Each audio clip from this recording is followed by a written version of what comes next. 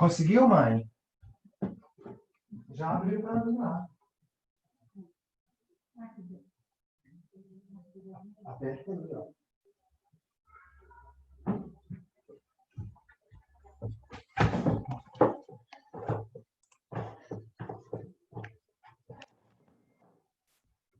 Sem barulho de WhatsApp.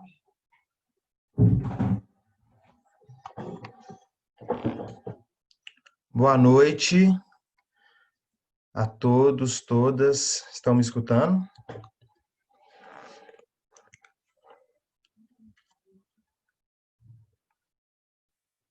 Vamos esperar só dar 4 minutos. Vamos começar em ponto para a gente poder iniciar essa segunda webinar do Sindicato das Escolas Particulares, né? Falando mais uma vez sobre avaliação no ensino remoto, os aspectos normativos e também as estratégias práticas. Acabou de entrar o Marden. Como vai, Marden? Tudo bem? Olá, gente. Vocês me ouvem bem? Estão me ouvindo bem? Sim, estamos te escutando bem. Zuleika entrou também.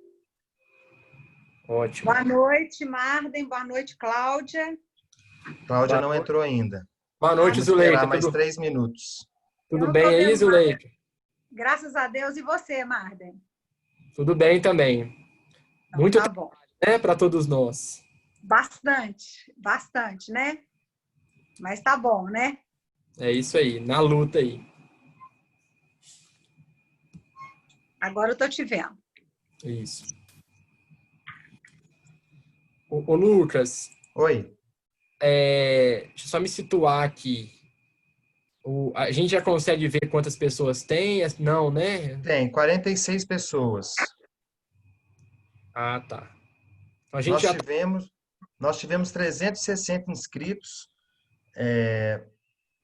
e a Cláudia já me falou que já está entrando aqui também, para a gente começar tá. no horário certo. Okay. Aí eu queria dar só uns recados para as pessoas que já estão aqui presentes, e depois eu vou repetir isso no decorrer, né? Assim, depois que encher mais. Aqui na nossa webinar, para a gente poder organizar, nós temos aqui o chat, né? A ferramenta do chat, onde vocês conversam, onde estão dando boa noite, onde se apresentam. Do lado do ícone do chat, tem um ícone que é QIA, que é Questions and Answers, perguntas e respostas. Nesse ícone, vocês podem clicar e vocês podem fazer as perguntas. Dessa forma, fica melhor para a gente poder organizar isso. Então, durante a webinar, todas as perguntas que vocês tiverem, vocês fazem através desse ícone que está do lado do chat, QIA, Questions and Answers, e aí vocês podem fazer essas perguntas, tá? A gente vai começar primeiro com a Cláudia, que é a nossa colega da legislação, né, do Sinep, responsável, que acabou de entrar, né, Cláudia? Tudo bem? Boa noite. Tudo bem, boa noite. Eu estou com um problema no áudio, vou tentar melhorar meu microfone aqui, eu estou escutando você bem baixinho. Eu tive que mudar o computador e não estou te escutando muito bem. Mas a gente está te escutando muito bem. Tá? Eu não estou te escutando muito bem. O som está então ótimo. Tá certo. Então tá ótimo. Boa noite a todos. Boa noite, Cláudia. Então, e aí eu queria, já que agora já tem 61 pessoas, aí eu queria dizer de novo que quem quiser fazer pergunta, de preferência não usar o chat, usar esse ícone QIA, Questions and Answers, que é o ícone de perguntas e respostas aqui embaixo, logo do lado do ícone do chat. 7 horas da noite, então, vamos começar a nossa webinar. Eu vou passar a palavra para a Zuleika, que é a presidente do Sindicato das Escolas Particulares e que, por sinal, é aniversário dela hoje. Então, parabéns para ela. E aí ela vai fazer essa abertura e aí ela vai comemorar o aniversário dela e a gente continua aqui o debate, tá bom? Zuleika, desculpa te interromper, mas antes de você comemorar o seu aniversário, eu gostaria de deixar uma mensagem em nome até da equipe do Sinep. Não vai embora antes, não. Tá bem, tá. Boa noite a todos, né? Sejam todos bem-vindos. Estamos aí mais uma vez participando desse momento de formação. O nosso foco tem sido, desde que nós assumimos o Sinep, levar até as escolas, os educadores os professores, todas as pessoas envolvidas na área da educação, conteúdos que possam facilitar um pouco mais o nosso dia a dia, né? Hoje nós temos o prazer de ter o Marden, que já é o nosso grande parceiro aí, e a Cláudia, que é a nossa companheira do dia a dia no Cinep, que também é uma parceira, uma companheira nossa aí que vem desenvolvendo um ótimo trabalho na área da legislação e vai também desenvolver um trabalho essa noite. Falar para vocês o quanto é importante nesse momento que a gente está vivendo, né, a gente poder parar também um pouco de pensar em quantas pessoas andam morrendo pelo mundo afora, que vem nos traumatizando consideravelmente. Isso traz um abalo psicológico, emocional muito grande, mas nós sabemos que Deus é maior e que a vida continua, e por isso é que o sindicato tem feito essa proposta de continuação da formação dos nossos educadores. Então, a partir desse momento, desse mês de junho, a gente vai começar a proporcionar vários momentos de reflexão, de formação, de escuta, de discussões que possam trazer um pouco mais de alento no nosso dia a dia. O tema hoje, né, e já foi desenvolvido da educação infantil e do fundamental anteontem, pela Cláudia e pela Lilian, sobre avaliação, e a mesma coisa que eu falei para esse segmento, eu falo agora para o segmento que também é um desafio, né? A palavra avaliação, ela não importa se é só na avaliação escolar. Tudo que a gente fala que vai avaliar, existe um certo temor, né? É um tema temerário e que às vezes a gente fica um pouco inseguro em fazer esse tipo de proposta. Mas a nossa proposta agora é mais desafiadora ainda, porque nós vamos trabalhar a questão da avaliação remota, né? É o que nós temos para o momento, nós não podemos fugir dessa realidade. Então, eu espero que essa noite vocês possam aproveitar bem esse momento com o Marden e com a Cláudia. Já antecipo meus agradecimentos a todos e que vocês continuem aí prestigiando muito, né, o Cinep, porque tenham certeza que o Cinep vai continuar prestigiando todos vocês. A todos uma boa noite e muito obrigada. Antes da Zuleika sair, quer falar, Cláudia, o que você disse? Quero sim. Zuleika, eu gostaria de deixar aqui registrado um grande abraço, né, a você que é uma pessoa muito querida e que está completando mais um ano de vida. Que Deus abençoe sua vida, os seus caminhos, e você que tem conduzido com maestria a presidência desse sindicato, inspirando todos nós, a nossa equipe do Cinep. Parabéns pelo seu dia.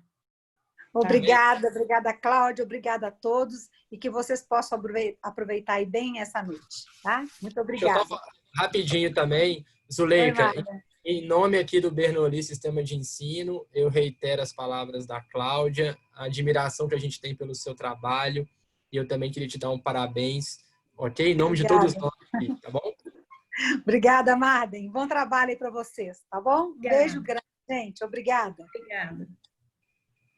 Bom, pessoal, então agora que a gente está com a sala mais cheia, eu quero dar o recado novamente, estamos com 102 pessoas, que é o recado de a gente usar o chat apenas para poder se cumprimentar, conversar e, né, ver uns aos outros aí dessa forma, e usar do lado do chat, tem um ícone que se chama, vocês podem olhar aí, QIA, que é Questions and Answers, que é perguntas e respostas. Então, se vocês quiserem fazer alguma pergunta, esse ícone vocês usam para poder fazer os questionamentos. No final, nós vamos fazer, vocês vão ter essas perguntas respondidas, tá bom? Então, nós vamos começar agora o nosso segundo webinar. Para a gente, assim, está sendo uma felicidade fazer esse segundo evento online, né? A gente que estava tão acostumado a fazer eventos presenciais na sede do sindicato. No ano passado, a gente teve mais de 60 cursos, passaram pelo Cinep, mais de 7.000 educadores, assim, cursos de formação, sobre várias temáticas relacionadas à educação. E dessa vez, né, por uma questão óbvia, a gente teve que fazer esse encontro online e que, inclusive, tem tido uma adesão muito boa. Então, hoje a gente vai falar sobre avaliação no ensino remoto, dos aspectos normativos e estratégias práticas do ensino fundamental 2 e do ensino médio. Então, eu vou apresentar em ordem de fala. A primeira pessoa a falar vai ser a Cláudia San Miguel, que a gente tem o privilégio de ter no nosso quadro do Cinep, que é uma pessoa assim, a Cláudia relacionada à legislação, ela é quase um oráculo, assim, então a gente vai até ela para poder tirar essas dúvidas. A Cláudia é bacharel em Direito, pós-graduanda em Supervisão, Orientação e Inspeção Escolar e assessora de Legislação e Normas Educacionais do Sindicato das Escolas Particulares de Minas Gerais. E depois da Cláudia vai falar o Marden de Pádua, que é pedagogo, licenciado em História, especialista em Psicologia da Educação e Gestão Escolar, mestre e doutor em Educação e assessor pedagógico do Bernoulli Sistema de Ensino, que eu já aproveito para agradecer ao Bernoulli por ter cedido o Marden, e já é uma parceria que a gente tem com o Bernoulli já de muito tempo, e é uma felicidade, né, porque são profissionais muito competentes como o Marden. Então, eu queria passar a palavra para a Cláudia, lembrando, façam as perguntas no Question and Answers aqui embaixo, e eu estou aqui à disposição também para poder já selecionar essas perguntas, e é isso. Com você, Cláudia. Obrigada, Lucas, pelos elogios. Prazer, Marden, né? A gente não se fala, fala só por áudio, e hoje eu estou tendo o prazer de vê-lo, né, pela primeira vez. Tirando pelas lives, né? Bom, vou ficar com a parte de normatização e o Marden ficará com a parte das questões de estratégias práticas. O parecer número 5 de 2020 do Conselho Nacional, ele sugeriu que os sistemas de ensino, e aí a gente vai falar as instituições, desenvolvam instrumentos avaliativos para subsidiar o trabalho dos professores, né? E nesse contexto que nós estamos vivendo. Eu vou enumerar alguns, tá? Não vou citar todos, mas o parecer trouxe algumas sugestões.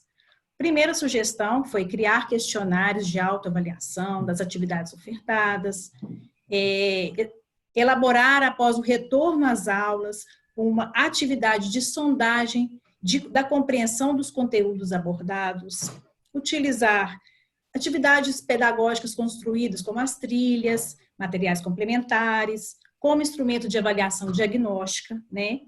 Utilizar acessos a videoaulas como critério também de avaliativo de participação do estudante.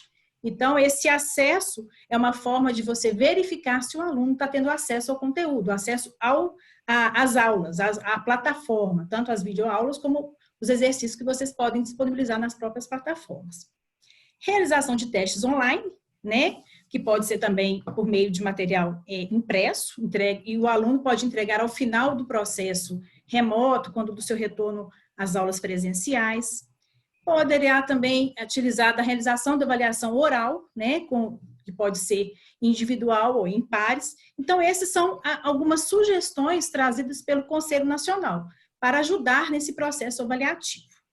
A resolução do Conselho Estadual, a 474, que foi publicado no dia 8 de maio, ela já não elencou os processos avaliativos, ela não trouxe nenhum formato, o que deixa claro que o critério de processo avaliativo é da instituição de ensino, né?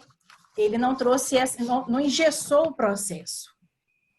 Contudo, ele estabeleceu que as instituições de ensino devem criar, instruir critérios e mecanismos de avaliação ao longo de 2020 e considerar, no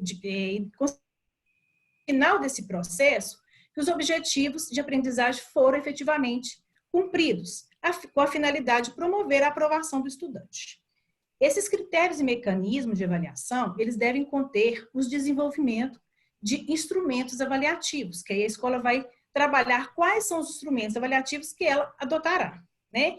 Esses instrumentos avaliativos, eles subsidiarão o trabalho das escolas e dos professores, tanto na realização das atividades pedagógicas não presenciais, ou como no retorno das aulas presenciais.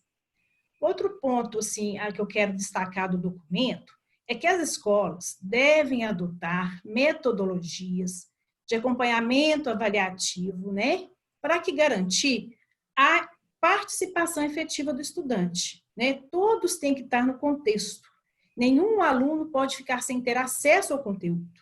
Nós temos que resguardar o direito à aprendizagem do aluno, né? E esclarecer também, é importante eu estar esclarecendo isso, que essas formas de avaliação, elas têm que estar contidas num planejamento, né? Vocês vão fazer um planejamento dessas formas de avaliação, tanto as avaliações não presenciais, quanto as avaliações após o fim da suspensão. Esse planejamento ele vai ficar na instituição, arquivado na instituição, tá?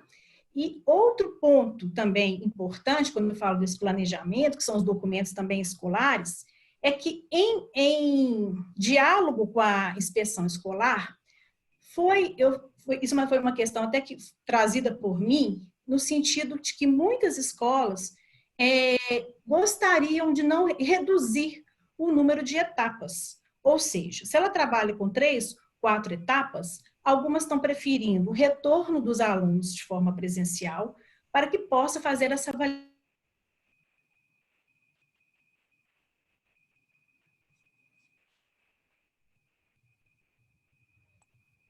Cláudia, eu acho que seu microfone ficou desligado. Seu microfone está desligado, olha. Tenta ligar. Melhorou? Aí, agora voltou. Melhorou? Tá certo. Então, Melhorou. não sei onde eu parei, mas eu vou dar uma recapitulada no que eu disse. Então, a escola vai fazer esse planejamento, trazer isso descrito nesse planejamento, como será o seu processo avaliativo, em quantas etapas, quais são os seus instrumentos avaliativos, e isso vai ser encaminhado para a sua validação junto à superintendência. E um outro ponto muito bem trazido, bem esclarecido, e nós estamos cientes da avaliação diagnóstica, que tem que ser feita com retorno dos estudantes, ou no processo mesmo, não precisa ser só no retorno, mas no processo que está acontecendo no ensino remoto, para que vocês possam verificar o processo, se o aluno está ou não de forma consciente ou de forma do conteúdo, se o conteúdo foi bem introduzido pelo aluno, que se for necessário, a escola vai ter que fazer paralelamente um processo de recuperação de cada aluno.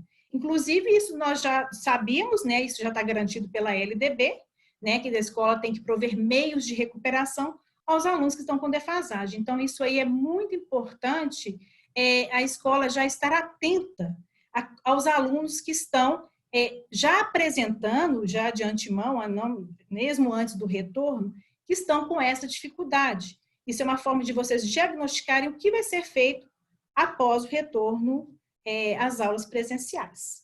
Então, esse é um contexto geral que eu quis dizer, né, falar, e gostaria, e me coloco à disposição para esclarecer algumas dúvidas. E agora eu vou passar a minha palavra para o Marden, que vai trazer as estratégicas aí, né, Marden? É isso aí. Marden, antes de você começar, eu queria só registrar que nós temos aqui 135 pessoas, são pessoas do estado inteiro, e para a gente é muito legal que a gente recebeu algumas inscrições, inclusive da escola pública. Isso é muito legal, porque assim, desde que essa gestão começou, a gente quis ter sempre esse compromisso, essa abertura com a escola pública, né? A gente acha que a educação é uma só e deve caminhar junto. Então, antes de passar para o Marden, eu queria fazer isso. E as dúvidas, né? Já falei aonde que faz a pergunta. Pode ir, Marden. Bom, pessoal, boa noite a todos e todas. Que prazer estar aqui no Cinep, com colegas da coordenação, colegas professores. Eu, assim, fico muito honrado de verdade com o convite. Tenho uma proposta hoje aqui que, ao mesmo tempo, ela é simples e, por outro lado, ela é muito ambiciosa, sabe? Que é despejar em vocês uma série de estratégias avaliativas que têm sido coletadas por mim nesse ensino remoto, que são estratégias feitas por estudantes com professores. Então, desde já, eu queria dizer que a minha apresentação ela também é uma homenagem, sabe? Eu quero falar isso no início. Falei mal. É uma homenagem. A gente gagueja, né? Não tem jeito, né? Cláudia, seu microfone está ligado, querida. Falou super bem, Cláudia. Então, pessoal, a apresentação que eu vou compartilhar com vocês aqui, ela é uma homenagem aos professores e à equipe de coordenação nesse momento de pandemia. de Minas e do Brasil inteiro. Por quê? Porque são práticas que estão sendo feitas por nós, por vocês, né, que me ouvem agora. Quem sabe, inclusive, vai ter escola que está na minha apresentação e que está aqui nos ouvindo. Tomara. Que é uma maneira de socializar essas práticas avaliativas, refletir sobre a avaliação e marcar um território, assim, sabe, da importância da nossa profissão. Em plena pandemia, o professorado brasileiro, mineiro, a equipe de coordenação não deixou a peteca cair, está se reinventando, pensando novas estratégias dentro das normativas do Conselho Nacional e do Conselho Estadual de Minas. Então, a partir do momento em que eu compartilho com vocês uma série de estratégias, como é a minha ambição aqui, é também uma homenagem, uma forma de falar assim, olha o que a gente consegue fazer, né? A nossa classe de professores e também de profissionais da educação merece respeito nesse país. E eu espero que a gente saia um pouco mais valorizado, porque vocês vão de convir comigo que nos últimos anos está muito difícil ser professor e também ser coordenador neste Brasil. Então, também já quero desde já deixar essa homenagem, que a minha apresentação ela vai jogar o farol, né? Vai iluminar o que tem sido feito nesse Brasil afora. Ok? Então, eu vou compartilhar com vocês aqui a minha apresentação. Eu não uso muito o Zoom, então, se eu estiver fazendo alguma bobagem aqui, o Lucas me salva. Mas vamos lá. A partir do momento que eu vou apresentar, eu não consigo vê-los mais. Não é isso, Lucas? Então, aí eu vou precisar muito que você me sinalize se está todo mundo enxergando tranquilo. Ok? Pode deixar. Eu queria, por exemplo, para mim já tá, a apresentação já está acontecendo. Procede, Lucas? Tá o folder do... Isso. É esse, né? O folder do evento. É isso mesmo. Então, nesse momento, pessoal, a gente pode combinar o seguinte: eu vou passar pela reflexão, pelas estratégias, e acho que no final a gente começa com as perguntas, os debates, as trocas de ideia. Podemos fazer assim, né? Então, é o seguinte: quando a gente se deparou com a pandemia, né? Eu acho que tem uma questão que é muito importante para a gente pensar, que é o diagnóstico. A Cláudia mencionou isso de forma muito bem descrita na fala dela. Se a gente pega o CNE, se a gente pega o Conselho Estadual de Minas, a avaliação diagnóstica, ela é o carro-chefe nesse momento. E aí, eu queria só fazer uma reflexão com vocês da importância de se pensar o que é diagnóstico. Porque quando a gente fala de uma avaliação diagnóstica, a gente está falando de uma concepção de avaliação. Uma concepção que está ligada a uma outra concepção que é formativa e processual. Entender o diagnóstico dentro de uma concepção formativa e processual é o que a gente defende nessa pandemia. Porque o diagnóstico ele pode estar a serviço de outra lógica. Ele pode estar a serviço de uma lógica punitiva, meramente classificatória e meramente somativa. Eu tenho entendido a avaliação nesses últimos anos aí no seguinte ponto: todo instrumento avaliativo, de alguma maneira, fornece um diagnóstico. A questão é a serviço de que esse diagnóstico está. É a serviço apenas do ponto? Ou é a serviço de uma lógica que valoriza o processo e valoriza uma concepção de formação? Então, acho que essa é uma reflexão interessante para a gente começar a fazer. Eu entendo que a avaliação é uma escolha. Ninguém avalia tudo. É impossível. Nós estamos aqui com colegas da educação. Quem que avalia tudo? Mas ninguém avalia tudo. Se você não avalia tudo, você avalia alguma coisa que você, na intencionalidade da sua proposta, achou relevante avaliar. Então, de certa forma, a avaliação ela é sempre uma escolha. Então, ela é um enquadramento, de certa maneira, né? E vai muito da coordenação e do professor, nesse momento de pandemia, entender o que é essencial dentro do currículo para a gente avaliar. E outro desafio que a gente tem: como estabelecer um diagnóstico preciso dos nossos estudantes. Então, essas duas pontas aí eu quero atacar bastante nessa conversa com vocês. Eu não posso antes deixar de homenagear também alguns teóricos brasileiros. Eu tenho tido um esforço muito grande nos últimos anos de valorizar teórico nosso, sabe? Brasileiro. Então, quando a gente fala de avaliação diagnóstica, a gente não está falando de nenhuma novidade da noite para o dia que surgiu no ensino remoto. Isso é uma concepção que já é bem trabalhada pelo Cipriano Lucchesi, que vocês estão vendo aí, Ana Maria Saul, Celso Vasconcelos. Eu indico esses 4 livros, esses 3 autores e os 4 livros. Foi difícil fazer essa seleção, mas são livros, pelo menos para mim, assim, tem toda uma questão que me transformou enquanto professor, também enquanto coordenador, mas podia citar aqui também Libânio, Pedro Demo, Jussara Hoffmann, Maria Esteban Nogueira e tantos outros teóricos do Brasil que já têm falado de avaliação diagnóstica há muitos anos. A LDB, gente, artigo 24, está lá, inciso 5º. A avaliação, a gente tem que pensar ela no sentido qualitativo, em detrimento do quantitativo. Valorizar os resultados ao longo do processo. Está escrito no inciso 5º do artigo 24 da nossa Lei Maior Educacional.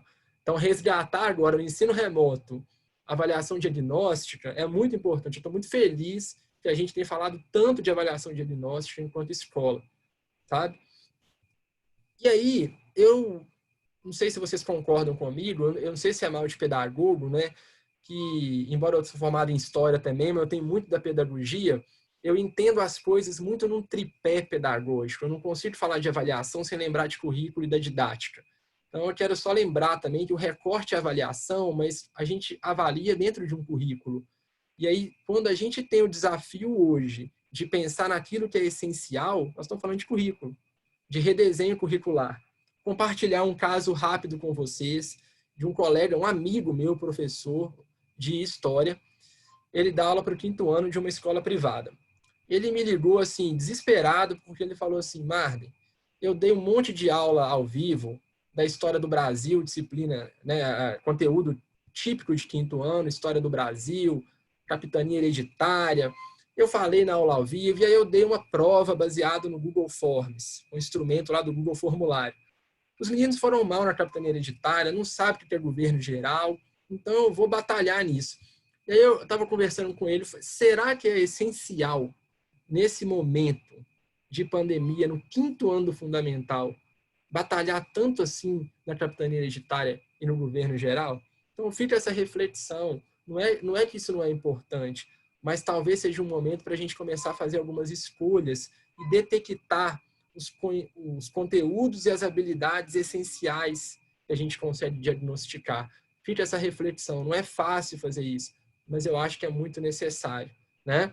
E, evidentemente, a didática, né? Porque se a gente está variando estratégia avaliativa, pressupõe-se que eu também estou variando a minha estratégia de ensino. Senão a equação não fecha. Não adianta eu pedir mapa mental, vídeo, teatro, se eu simplesmente me limito a uma aula expositiva. Então, quem estiver na coordenação me ouvindo aqui, eu acho que é uma reflexão importante para fazer com o professorado, sabe? Como que é essa estratégia de ensino? Ela é diversificada? Então, tem um terreno fértil para diversificar a avaliação. Eu vejo muitos professores que ousam muito na hora de avaliar, mas não ousam muito na hora de ensinar.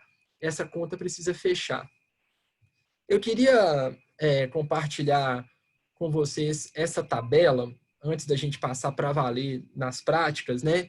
E aí, ô Lucas, qualquer dúvida que possa surgir, que você julgue pertinente também, algum comentário, alguma coisa, pode me interromper, ok? Pode deixar, Marden. Fica tranquilo aí. Pessoal, eu quero, antes da gente partir para as nossas estratégias, eu queria compartilhar com vocês essa tabela, essa taxonomia, né? Opa, pronto. Que tem me ajudado muito, não no sentido de uma camisa de força, né? Ficar preso nessa taxonomia, não é isso. Mas é entendê-la como um parâmetro para a gente pensar a estratégia avaliativa. E agora, realmente, eu vou começar a focar na estratégia avaliativa.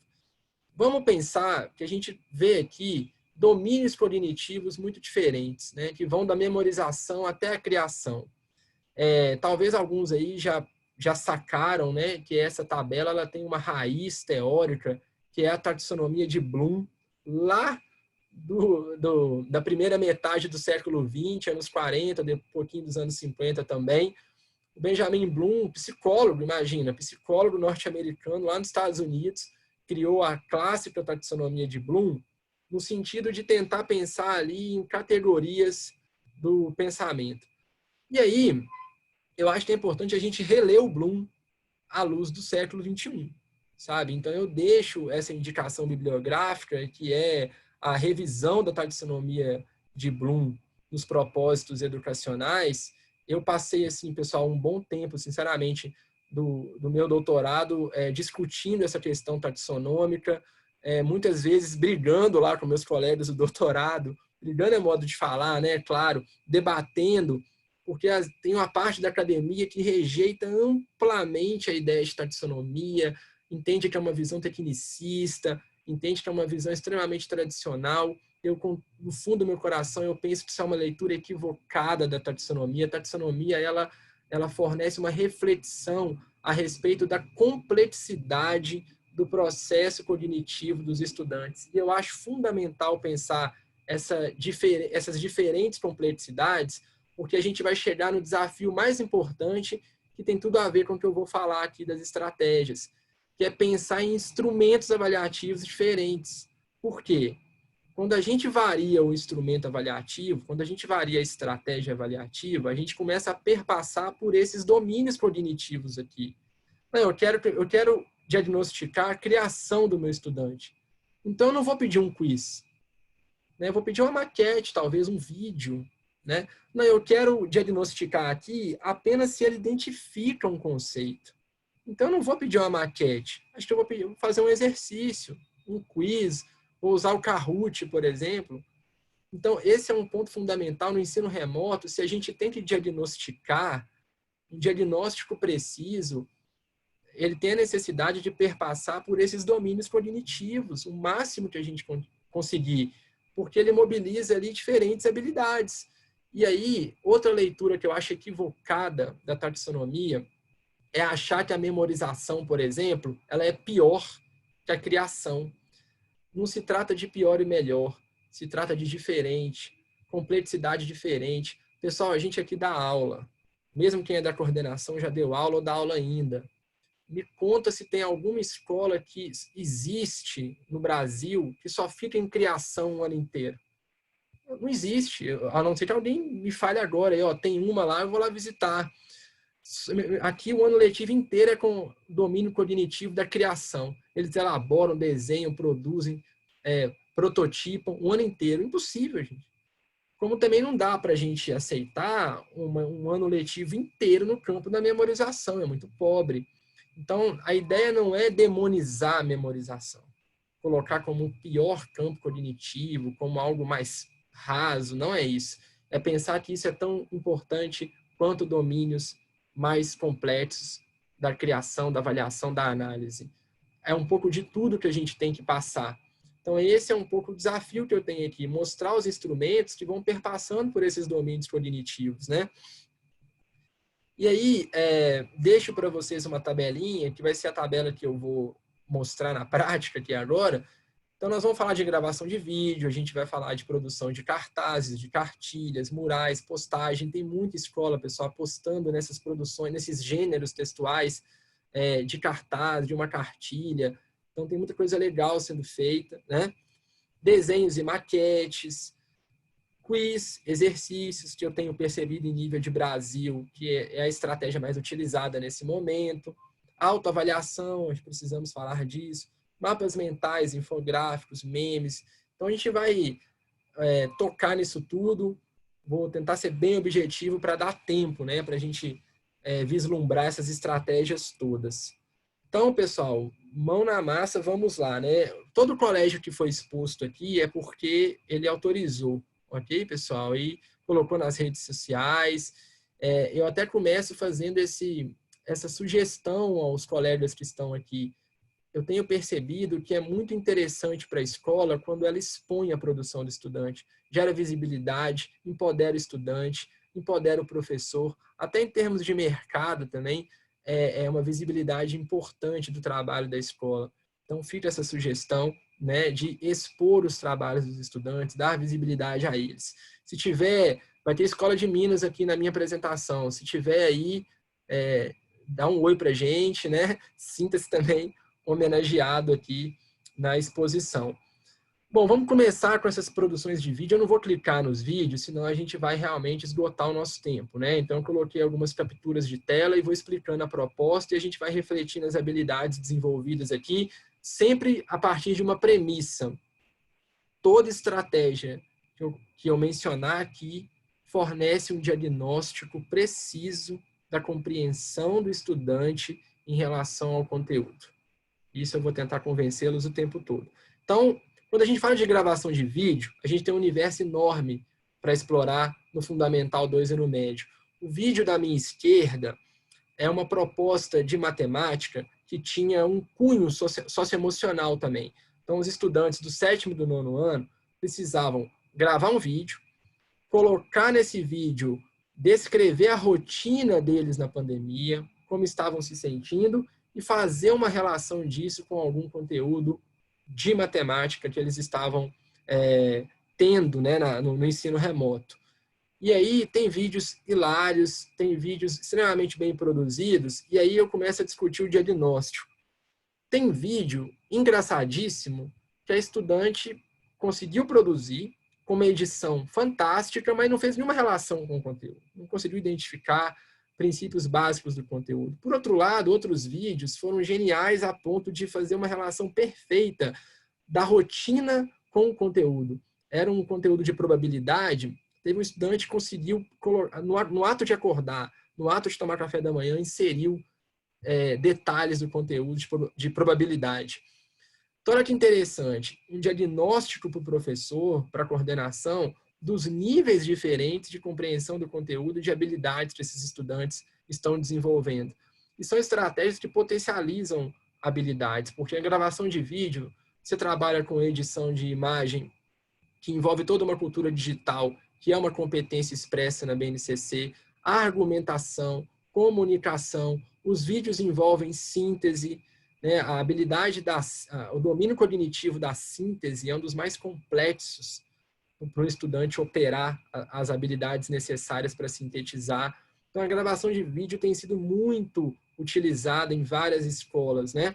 Do lado direito, um professor de história, professor Leandro, se não me falha a memória, é isso mesmo, Leandro, e o Leonardo, agora me fugiu aqui, se ele estiver aí, ele dá um oi para a gente. Professor de História do 9º ano, trabalhando na disciplina de Brasil República, pediu para que os estudantes construíssem pequenos vídeos expressando ali fragmentos do conteúdo. No caso aqui era coronelismo, a estudante fez no TikTok, na ferramenta que eles estão agora dominando, que é o TikTok. Os 2 vídeos aí utilizaram o TikTok.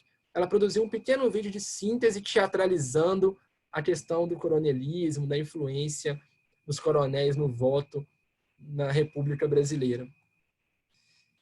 Agora, eu quero falar um pouquinho das paródias, que de certa forma envolve vídeo também, e tem muita escola apostando nas paródias, seja uma paródia mais caseira, né? Um estudante vai e tenta fazer ali uma produção, uma rima, canta, toca um violão, ou vai à capela mesmo, sem instrumento musical, seja uma coisa dessa que a gente vai ver aqui, uma produção, né? Um clipe, uma coisa feita coletivamente, 3º ano do ensino médio, feito no ensino remoto. A gente acha, às vezes, que o 3º ano não cabe essas estratégias, cabe sim, né? As paródias envolvem síntese, envolvem identificação de conteúdos, envolvem pesquisa, envolve uma questão de musicalidade, envolve uma questão de corporeidade, envolve argumentação, enfim, é muita habilidade envolvida, sem contar a cultura digital. Eu vou apertar um play aqui nessa paródia, mas a gente vai ouvir só os 40 segundos, e aí eu vou pedir a ajuda para o Lucas, que eu não sei se com o meu microfone aberto, Lucas, vai dar microfonia. Se der, você me interrompe na hora e fala que eu desabilito o meu aqui. Pode ser? Pode ser, pode ser. E aí me fala também se o som tá bom. Pode me interromper. Se estiver ruim, pode me interromper imediatamente. Tá, pode. Vai em frente.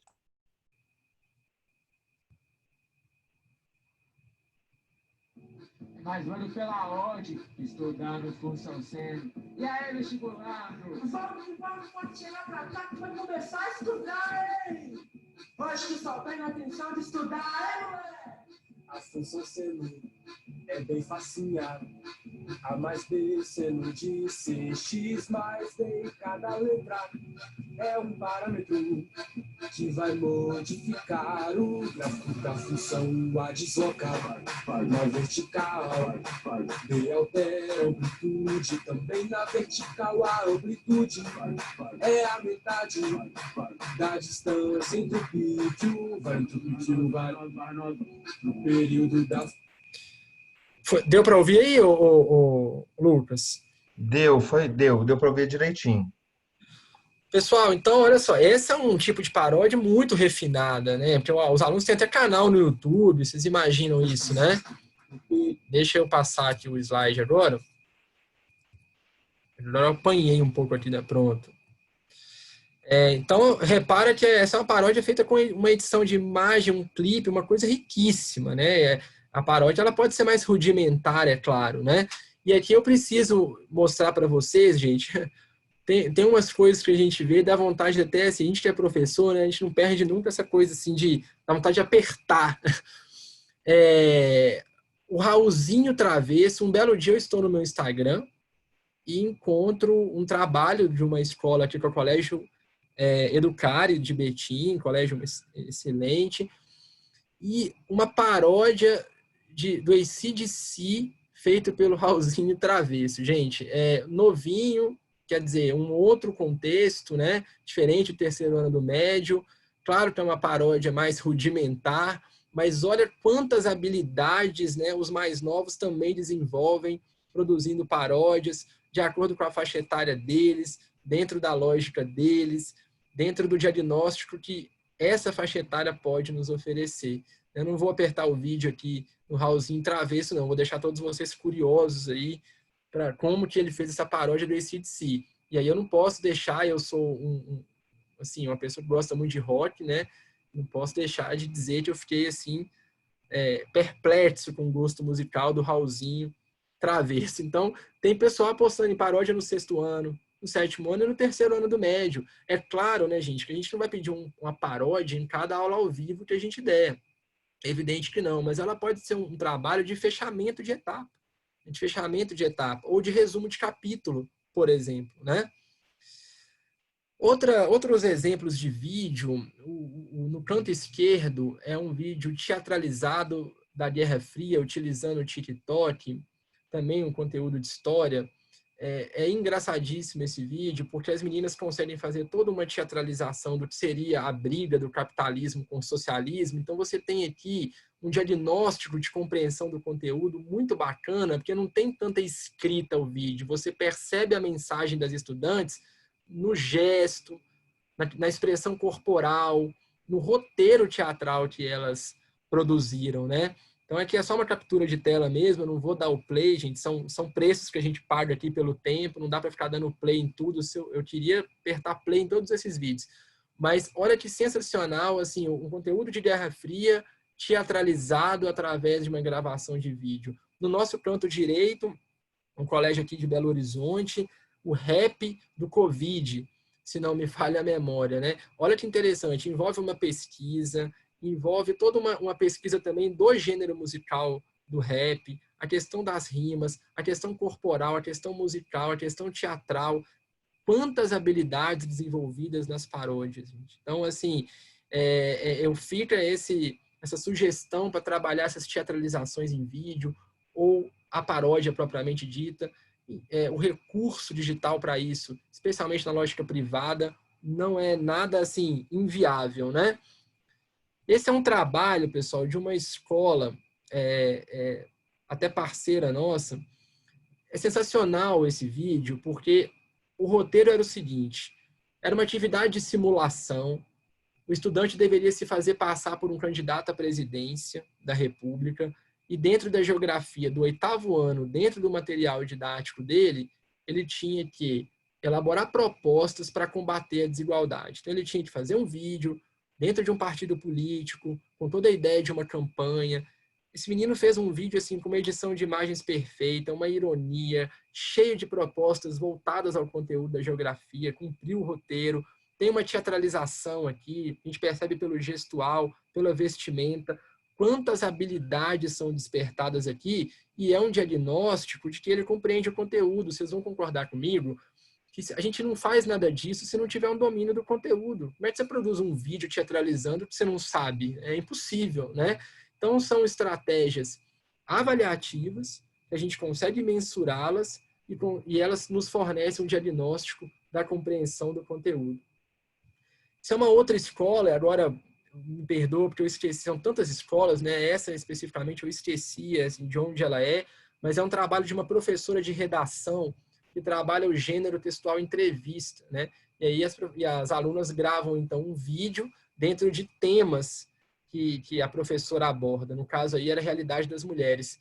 Tem uma outra professora que eu conheço, também de redação, que faz o mesmo trabalho com entrevista, também com gravação de vídeo, mas aí ela vai até além. Ela pede para as estudantes entrevistarem pessoas de áreas do conhecimento diferentes, da biologia, da química, da física. Então, olha só, um trabalho interessantíssimo, interdisciplinar e super possível de ser feito remotamente e tem sido feito remotamente, né? Essa é uma proposta de um professor aqui de Belo Horizonte, né? É um professor de história extremamente criativo, né? O Bruno. E é muito interessante esse site, o Chatterpix, ele é uma possibilidade de vídeo animado, ele é uma animação. Então o estudante consegue gravar sua voz dentro desses personagens, porque o estudante insere a gravura desses personagens. Então é simplesmente uma apresentação de trabalho lúdica, né? Eu utilizava muito esse recurso com o 6º ano, 7º ano, eles adoram, porque eles vão sintetizando o conteúdo dentro do seu roteiro, dentro dessas imagens, né? Então fica uma animação muito legal. Tem um colega da biologia que usa esse site para seres vivos, então a alga fala, o fungo, a bactéria.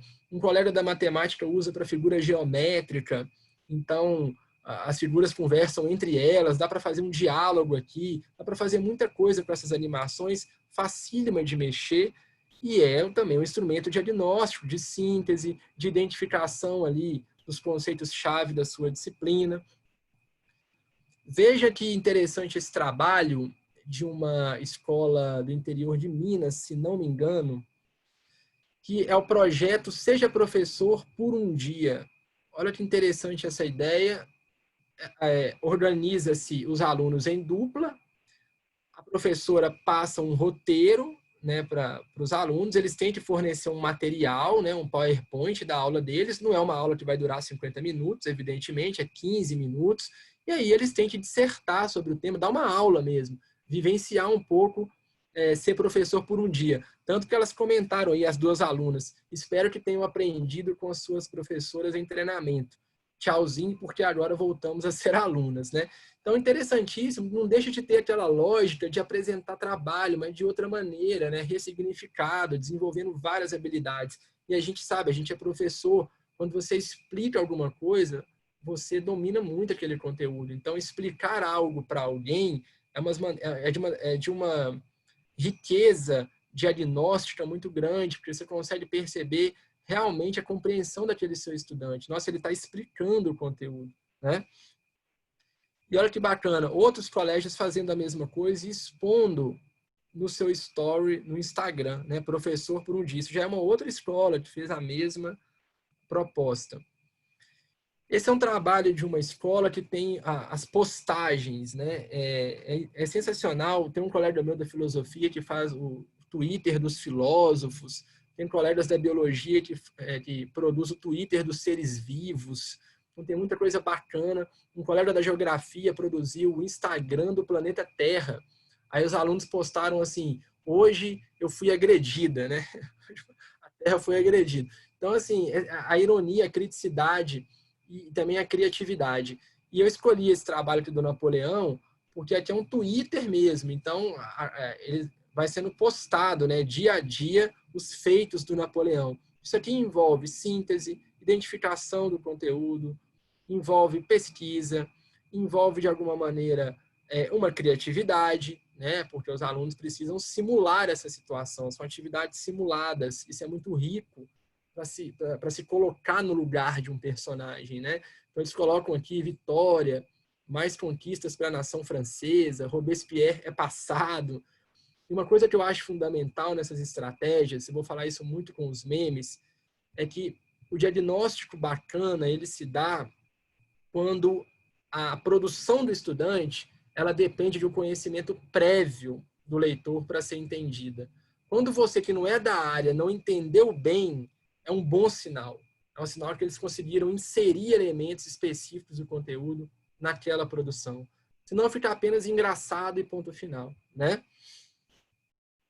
O colégio de inglês tem apostado muito nos cartazes e murais de conscientização e utiliza o Covid, por exemplo, para isso. Fica uma sugestão para colegas da geografia e da biologia, principalmente eu tenho visto muito trabalho com cartazes de conscientização ambiental, cartilhas informativas da biologia, da química. Tem um professor de física, gente, que faz um trabalho que são cartilhas para combater fake news de ciência. Então, são cartilhas para explicar que a Terra é plana. Né? Chegamos nesse nível no Brasil, gente. Tem que explicar que a Terra é plana. Então, assim, o trabalho do professor é fantástico. Os alunos precisam trabalhar síntese, cartazes bem didáticos para combater fake news. Olha quantas habilidades. Explicar que a Terra é plana, não, né, Márcia? Explicar que a Terra não é plana. Ah, olha, gente, explicar a Terra não é plana. Olha que ponto eu cheguei, né? A gente lida tanto com a pseudociência que já está entrando no nosso cérebro, tá vendo? A gente tem que explicar que a Terra não é plana, exatamente, pelo amor de Deus, né? A gente recebe, gente, às vezes, enquanto sistema de ensino, pedidos de famílias para inserir no nosso material que a Terra é plana. Isso está acontecendo. Tenho certeza que tem colegas aí que devem ter passado por coisa parecida, né? É vacina que não existe. Então, não está fácil. Como eu disse no início, não está fácil ser professor, ser educador nesses tempos no Brasil. Esse é um trabalho de arte, mas eu quero usar esse trabalho para falar de uma habilidade da reprodução. A reprodução é um domínio cognitivo muito interessante, porque quando você reproduz uma situação, reproduz uma iconografia, reproduz um experimento, trabalha com moldes, você tem que analisar, comparar e aplicar. Então, é diferente de fazer um protótipo, de criar um protótipo. A reprodução, ela envolve outras habilidades diferentes da criação livre de um protótipo, por exemplo. Então, é uma boa pedida também para diagnóstico. E esse Colégio do Espírito Santo faz esse trabalho muito envolvendo arte. Os meninos têm que fazer uma reprodução da iconografia. Tem professores que eles fazem moldes, né? Eles fazem as maquetes e pedem para os alunos reproduzirem. Ou então os alunos criam as maquetes. Como eu estou dizendo aqui, a criação ela é fundamental, mas a reprodução também tem um lugar interessante no desenvolvimento de outras habilidades, especialmente de comparação. O pessoal me conhece no Bernoulli aqui, o pessoal brinca comigo assim, onde ele vai, ele fala dos memes, né? Tive numa live com a Manu Bezerra, que eu falei dos memes, então eu não posso chegar aqui e não falar dos memes. Eu trabalho com memes há muito tempo, eu tenho uma defesa muito grande da importância do trabalho com os memes na educação, não só no sentido de estratégia de ensino, mas também no sentido de estratégia avaliativa. Os memes são linguagens multimodais, os memes estão presentes na Base Nacional Comum Curricular. Eu ouso dizer que os memes são hoje o que a charge foi há décadas atrás na educação brasileira. Eu valorizo muito os memes porque a complexidade de produzir um meme é enorme e é isso que eu vou tentar comprovar aqui para vocês. E aí eu preciso também anunciar um conceito que eu ainda não falei dele, são as rubricas. Eu podia falar de rubrica com todas essas estratégias avaliativas, né? Mas ia ficar muito cansativo. Eu escolhi, então, as rubricas nos memes e nos mapas mentais daqui a pouquinho. As rubricas, deve ter muito colégio aí que nos ouve agora que já trabalha com rubrica, talvez outros não. Eu queria só falar rapidamente delas, porque eu as vejo como muito importantes. Elas são, na minha visão, né, indicadores que o professor consegue criar através da expectativa de aprendizagem que o professor tem. Então, elas fornecem a intencionalidade daquela estratégia avaliativa, porque você cria os níveis de aprendizagem que você julga importantes, né? E você consegue mensurar isso de forma muito mais organizada, especialmente se o estudante tiver acesso às suas rubricas. Eu dava aula e eu compartilhava as rubricas com eles, e eles tinham a clareza ali do que eu estava avaliando. É uma criação que no primeiro momento pode dar um certo trabalho, você cria ali pelo menos 3 níveis que você tem como expectativa, né? Mas depois você tem as rubricas na sua vida inteira, faz um ajuste ali, um ajuste aqui, mas é um material que fica. Então eu queria compartilhar as rubricas que eu utilizava como professor dos memes que eu pedia para os alunos produzirem. Percebam, eu utilizava isso no Google Forms, tá, pessoal? Para quem tiver uma dúvida em relação à ferramenta, né? Perceba que eu colocava 3 níveis aqui no canto esquerdo. Eu sinceramente acho que uma rubrica, ela não precisa passar de 3 níveis, fica muito complexo, né? E dentro desses 3 níveis, a gente tem as escalas, né? Geralmente 3 escalas também, na mesma ideia de iniciante, intermediário e avançado. Às vezes eu mudava o nome dessas escalas, 1, 2, 3, colocava um emoji, mas sempre a mesma ideia, iniciante, intermediário e avançado. O fundamental são os níveis, porque é aqui que está a intencionalidade e os indicadores que você vai conseguir mensurar. Então, vocês vão me pedir, peço licença para ler rapidinho esses níveis, que eles são muito importantes em qualquer estratégia avaliativa. Então, por exemplo, o que é um meme iniciante? Ele consegue sintetizar, mas sem estabelecer uma relação satisfatória com o conteúdo. É o que eu chamava de gracinha, né? Graça pela graça. Ele é engraçado e ponto final. Ele é iniciante, né? Um meme intermediário, ele já tem um elemento que é fundamental, que é conseguir sintetizar e conseguir abordar o conteúdo de modo a depender do conhecimento prévio do leitor. Isso é um ponto, gente, fundamental. Mas ele é intermediário porque ele ainda tem dificuldade no humor, na ironia, e a imagem, às vezes, é um apêndice ali. Mas ele já tem o mais importante, que é essa necessidade do leitor ter um conhecimento prévio. Esse é um meme e é qualquer estratégia avaliativa que avança um degrau da complexidade. É quando ela depende do conhecimento prévio do leitor. O meme avançado seria isso tudo, né, com elementos de ironia, uma imagem muito coerente. Então, eu peço licença para mostrar para vocês algumas produções eu tirei minhas mesmo, né, de alunos meus, no presencial no caso, mas que cabe ao remoto, misturado com exemplos do ensino remoto. O que seria o nível iniciante, pessoal? Perceba aí, estou falando de 9º ano aqui, o contexto é 9º ano, história, conteúdo de Guerra Fria. Então, veja bem, Stalin está aqui. Ok, a frase é, você está linda hoje, né? Você está linda hoje. É engraçado, eu ri.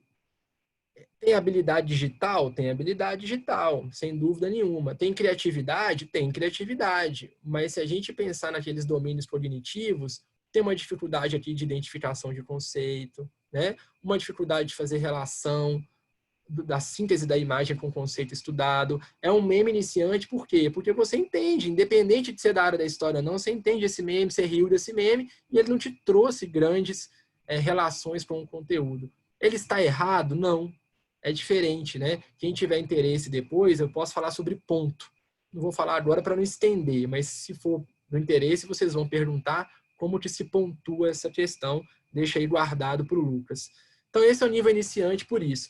Vamos observar os próximos para a gente ver como que avançou a complexidade da produção na mesma faixa etária 9º ano.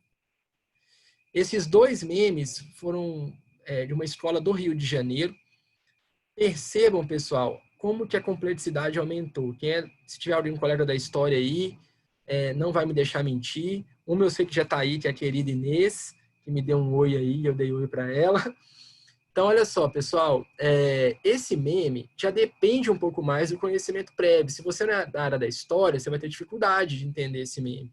O Deodoro da Fonseca aqui, ele está numa encruzilhada aqui no carro, né? Entre a monarquia e a república, e no outro meme do outro estudante, mas da mesma professora, o Marechal Deodoro está entre a república e a monarquia, olhando para a república, mas a monarquia está um pouco incomodada.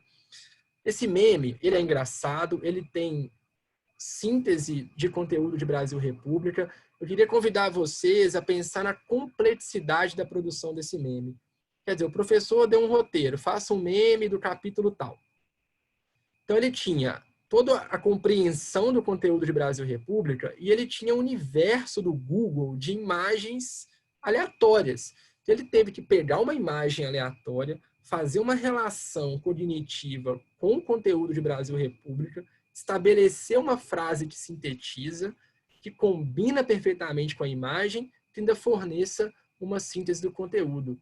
Gente, é muito complexo. Isso é um diagnóstico maravilhoso da compreensão do conteúdo desse estudante. Esses outros dois memes são ainda mais complexos porque eles têm uma criticidade muito grande. O do campo esquerdo aqui, o John Locke defendia o direito à vida, propriedade e liberdade, mas apoiava a escravidão. Eu sei que faltou uma crase aqui, mas eu quis preservar a produção do estudante, né? No caso, foi um estudante meu mesmo, meu aluno. Olha só, ele tem uma síntese do John Locke aqui, perfeita, né? Mas, ao mesmo tempo, tem toda uma percepção da contradição do ideal liberal iluminista, né? Então, isso aqui é de uma criticidade enorme. O meme do lado direito nem se fala, né? Faz uma relação da Lei Áurea do século XIX com o que aconteceu agora nos Estados Unidos, que dispensa maiores comentários. É claro que você pode argumentar aqui, não, mas uma relação da Lei Áurea no Brasil do século XIX com os Estados Unidos tal, tem a ver. O importante aqui é entender a mensagem que o estudante está querendo passar, né? De uma criticidade, de uma acidez, de uma ironia, e ele tem uma compreensão aqui das contradições da Lei Áurea. Então, isso aqui, gente, é de uma genialidade, né, muito grande, desenvolve várias habilidades aqui, não só de cultura digital, não só de expressão, mas de síntese, de pesquisa, de capacidade de relacionar, de identificar conceitos importantes. E fica uma sugestão para vocês. Peçam para eles argumentarem os memes. Na aula ao vivo mesmo. Apresente o meme. Né? Apresente. Porque aí eles vão também ter a possibilidade de expressar ali oralmente o que eles produziram.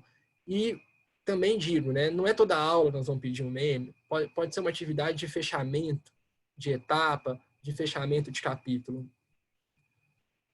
Olha só, os memes, eles têm uma coisa muito interessante, que é o que eu disse, de depender do conhecimento prévio do leitor. Esse foi um parceiro de um colégio de ensino médio, se não me engano, isso mesmo. E professor de química me enviou esses memes e ele ainda brincou comigo assim, bom, você é de humanas, você vai entender os memes? E eu não entendi absolutamente nada, especialmente do meme do lado direito. E ele falou assim, olha, na sua rubrica que eu utilizei como base aqui, o meme do lado esquerdo, meu cérebro na prova de química, é um meme iniciante. Porque ele é uma piada e ponto final. O meme do lado direito é um meme muito avançado. E ele não me explicou, assim, em termos de conteúdo, por que era avançado. E eu não consigo explicar para vocês aqui a lógica desse meme do lado direito. Por quê? Porque eu estou dando um diagnóstico de que eu não tenho os conhecimentos básicos e habilidades básicas de identificação de conceitos da química. Não tenho, não consigo sequer explicar toda a complexidade desse meme. Eu estou acreditando no professor que esse meme é altamente avançado. Então, viu que interessante? Eu quis usar isso de propósito para ver como que o meme fornece um diagnóstico, né? Então, chegando aqui nos nossos processos finais, Lucas, me fala quanto tempo que eu ainda tenho, porque agora estou sem celular aqui perto e estou sem a noção do tempo.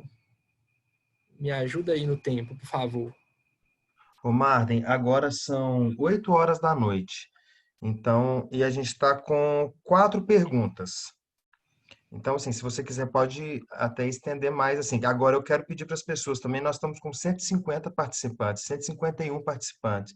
Se vocês quiserem, mais uma vez, né, porque eu dei esse recado no início, se vocês quiserem fazer perguntas, do lado do ícone do chat tem um ícone que é QIA, que é Questions and Answers, que é um ícone para você fazer perguntas. Então, lá vocês vão preencher uma coisa muito básica e vocês podem perguntar tanto para o Marden, né, quanto para a Cláudia, tá certo? Lucas, vamos até para dar uma quebra, acho que talvez vamos mudar de ideia, vamos pensar aí 1, 2 perguntas que tenham a ver e tal, acho que a gente dá uma quebra legal aí, uma quebra positiva, o que você acha? Então vamos. Deixa eu Marden, como podemos diversificar a aula remota para que ela não fique apenas expositiva? Quais estratégias são sugeridas por você nessa observação que você tem feito em diversas práticas? Tá, tem uma outra aí que aí eu engato.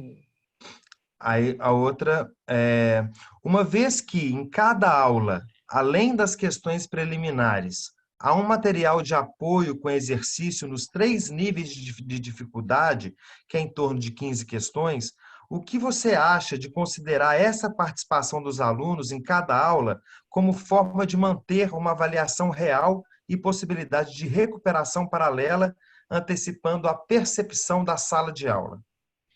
Essa aí é complexa, hein? Essa é profunda. Essa é profunda. A primeira pergunta, eu acho que, de alguma maneira, eu estou caminhando por essas estratégias, né? Para o professor não ficar só na aula expositiva. Então, de alguma maneira, eu acho que, embora eu estou falando aqui de estratégia avaliativa, isso também está casando com a estratégia de ensino. Então, acho que o professor ele tem aqui essas sugestões todas para ele dimensionar com os estudantes, sabe? Em relação a essa segunda pergunta, acho que ela quis trazer foi o seguinte: a participação, né, também pode ser mensurada? É isso que eu entendi? Ou não? Eu também entendi dessa forma. Foi Eu uma acho. pergunta longa. Se ela chama Ana Mota. Se você, Ana, se estiver ouvindo, quiser reformular ou né, falar outras coisas aí desses seus questionamentos, mas o que eu entendi foi isso mesmo, né? Se a questão dessa participação pode ser tida como uma forma de validar talvez essa avaliação, né, nesses Eu, processos. eu penso que sim, inclusive em termos de pontuação, sabe? Eu acho que essa participação nessas estratégias, gente, ela demonstra que o aluno está produzindo, né? Está tentando fazer um vídeo, fazendo um mapa, fazendo um exercício, fazendo um quiz, participando, interagindo, tentando, né? Então, eu acho que isso é plenamente mensurável. Aí, tem 2 coisas aí para a gente pensar.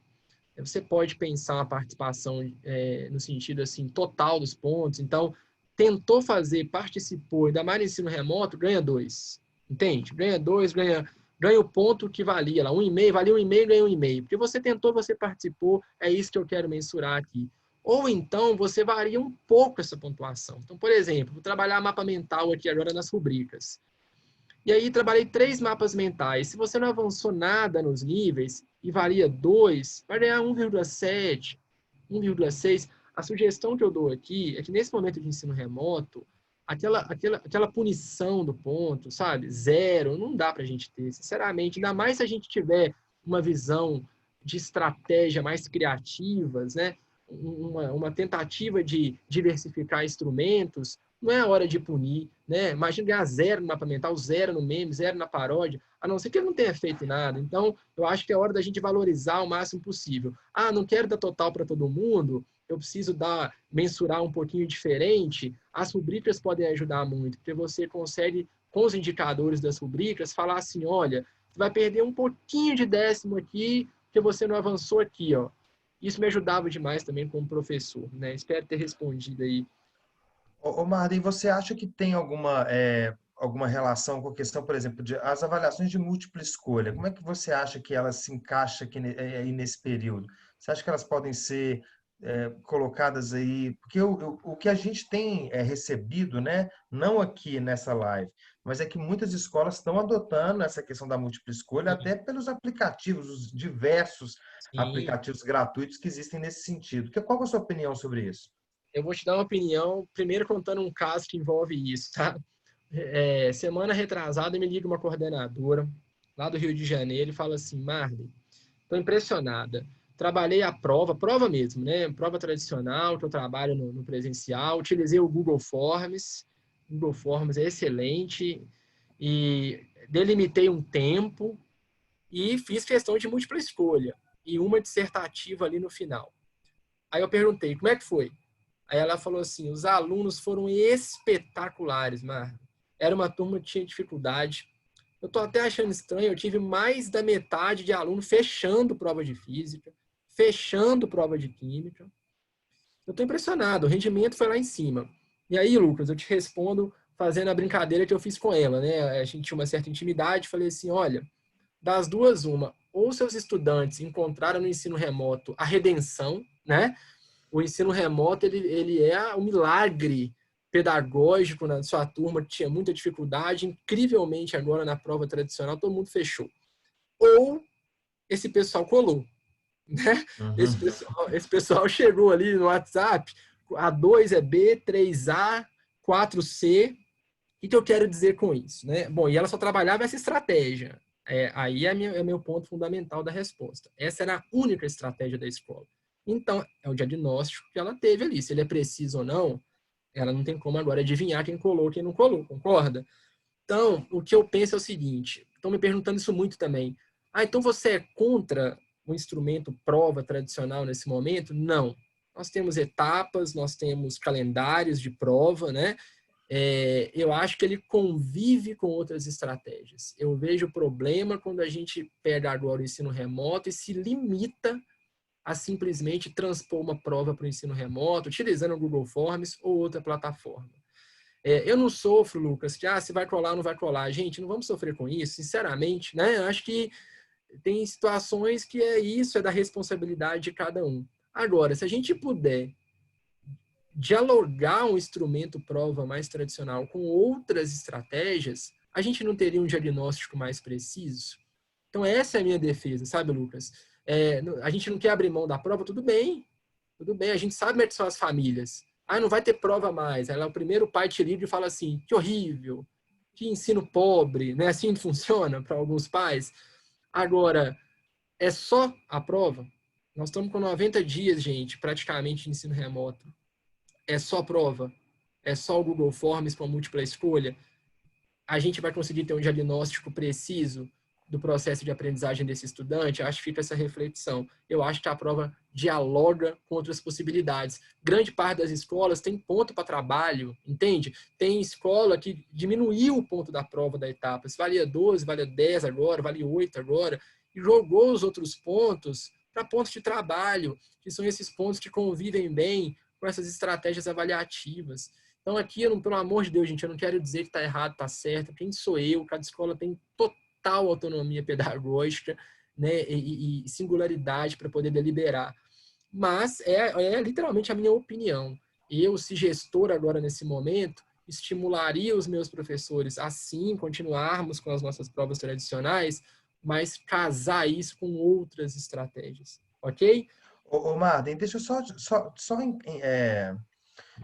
engatar uma outra pergunta aqui que surgiu, porque nesse webinar que a gente está fazendo, a gente tem pessoas de escola pública também, né? Então, é importante também pegar essas escolas com menor recurso, né? Então, por exemplo, tem a Arlene Pereira está perguntando se existem alternativas, né, que você sugeriria para poder avaliar alunos, por exemplo, alunos da EJA. Eu acho que aqui, nesse evento de hoje, tem algumas pessoas que dão aula para a EJA, porque eu vi pelas inscrições hoje e também algumas perguntas aqui que estão acontecendo. Então, assim, tem alguma coisa que seja mais simples? Quer dizer, é possível, perguntando de outra forma, fazer uma avaliação em uma época de pandemia sem utilizar a internet, por exemplo? Alguma que seja efetivo? Tem alguma saída para isso? É muito complicado.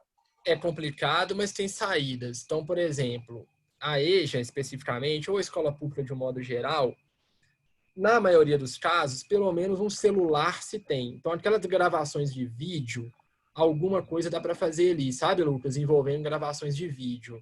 Nem que sejam gravações em grupo, ainda que os alunos vão se organizar remotamente. Claro que você ainda pode falar assim, mas até aí tem aluno que não tem celular, não é isso? Ok, tem que mapear lá o território para ver se pelo menos o celular é uma acessibilidade possível.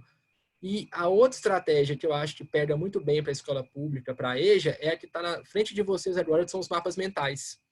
Porque o mapa mental, ele pode ser feito no caderno, né? O aluno pode fotografar e fazer uma devolutiva, ou no retorno às aulas ele entrega esses mapas mentais. Se ele não tem nenhum acesso à internet, por exemplo. Os mapas mentais, gente, e aí eu já dou essa sequência aqui, fazendo essa resposta, e, na minha opinião, talvez seja das estratégias todas que eu estou mencionando aqui, a que mais consegue fornecer um diagnóstico muito completo da compreensão do conteúdo do estudante, porque vai envolver síntese, relações, uma certa criatividade, análise, escolha, identificação. Então, assim, um mapa mental feito na internet, por plataformas, ou feito no caderno, ele é de uma riqueza extraordinária. Eu tenho comentado com colegas, a gente tinha costume de pedir resumo.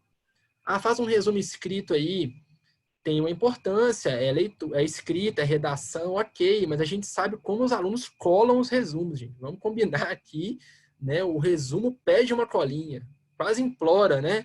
Pela cola. Essas estratégias que eu estou falando aqui, elas inibem muito a cola também. É difícil colar um mapa mental, mas como é que você vai colar um mapa mental? Colar um meme, colar um vídeo? Muito difícil. Então, o mapa mental, eu acho que ele é extremamente saudável para esse diagnóstico. Você acumula um certo conteúdo, capítulo 1, capítulo 2, volume 2, etapa, e faz um mapa mental. Além do mais, é um resumo excelente que o estudante tem, né? Então, além de ser um diagnóstico, ele produz material para ele mesmo, o estudante. E aí eu trouxe as rubricas que eu utilizava como professor, né? Percebe que eu mudei o nome da escala. Ao invés de intermediário, eu coloquei tô pegando o jeito lá no meio, né? Então, o estou bem seria o avançado, o tô pegando o jeito é o médio, intermediário, calma que eu tô começando é o iniciante. Porque eu ficava variando, sabe, essas escalas. Mas sempre a mesma ideia dos níveis, olha só, 3 níveis, que vão fornecer essa capacidade de mensurar. Né? O tá bem, o estou bem, ele constrói ramificação, ele sintetiza bem, ele constrói o que é mais difícil, que é ramificação de ramificação. Que são as relações. O tô pegando o jeito está nesse meio termo, tem dificuldades aí. E o calma que estou começando tem muita dificuldade, não sintetiza e não tem muito sentido as ramificações. Vamos mostrar para a gente ser um pouco mais ilustrativo. Veja bem, esse é um mapa mental de 7º ano de História, Renascimento. Veja como é que é um estágio inicial. Porque tem aqui a identificação de conceitos do Renascimento, mas a dificuldade de síntese, muito poluído, muito cheio, poucas ramificações. Ele consegue entender, isso é muito interessante no mapa, que o conceito central, o conceito principal está no centro do caderno, né? E aí ele vai expandindo para as extremidades do caderno na medida em que ele especifica aquilo que é central. Isso é de uma complexidade enorme, gente. Eu lembro de um mapa de uma professora que me mostrou que era sobre dengue. Começou lá na dengue. Lá no canto do caderno, estava falando do peixe não sei o que lá, que tem a ver com não sei o que da gengiva, uma coisa, assim, impressionante. O nível de especificidade que o aluno conseguiu ao fazer as relações. É aí que está o diagnóstico. Então, esse mapa que a gente está vendo, por exemplo, está errado? Não. Ele nos fornece um diagnóstico ainda inicial de habilidades. Ele identifica alguns conceitos, mas para por aí. Percebe como esse mapa é a mesma ideia. Outra faixa etária, isso aqui é 9º ano, geografia, mas olha como é que é inicial também, né? Poluído, pouca síntese, poucas ramificações. Veja esse outro mapa, aí ele foi usado no Padlet. Né? O Padlet é um site que dá para fazer mapa mental, o Canva é outro site que dá para fazer mapa mental, o Lucidchart também é outro site que dá para fazer mapa mental. Aí a gente está falando em termos digitais. Mas vamos imaginar aí na escola pública, por exemplo, que o aluno faria isso no caderno, né?